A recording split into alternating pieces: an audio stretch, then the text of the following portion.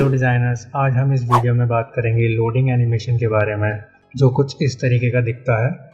हम इस loading animation को फिग्मा पर बनाएंगे। तो चलो शुरू करते हैं। सबसे पहले हम एक सर्कल लेंगे, इसको हम कर देते हैं 300। इसके आर्क को थोड़ा नीचे करना है और रेशियो को कम कर देना है। फिर इसको वापस वैसे ही कर देंगे फुल सर्कल, और इसकी एक कॉपी लेकर इसको हम करेंगे 25%।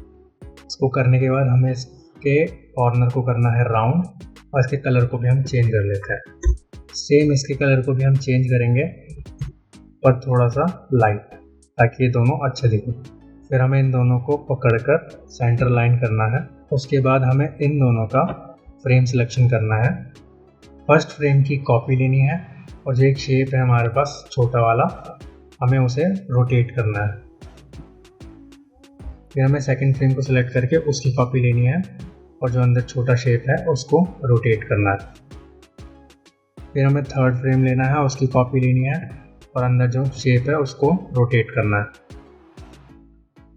हमें इन सबको सिलेक्ट करने के बाद कंपोनेंट सेट बनाना है, और फिर हमें आना है प्रोटोटाइप पर। प्रोटोटाइप पे आने के बाद हमें फर्स्ट फ्रेम सेलेक्ट करके उसको कनेक्ट करना है सेकंड से आफ्टर डिले और 1 ms, और इंस्टेंट को करेंगे हम स्मार्ट एनिमेट लीनियर, और ये 600 सही है। और हम फिर सेकंड फ्रेम को सिलेक्ट करके थर्ड से कनेक्ट करेंगे, सेम जैसा हमने पहले किया था, आफ्टर डिले 1 ms, और बाकी सब सेम रहेगा। फिर थर्ड को फोर्थ से कनेक्ट करना है, आफ्टर डिले 1 ms, और बाकी सब सेम।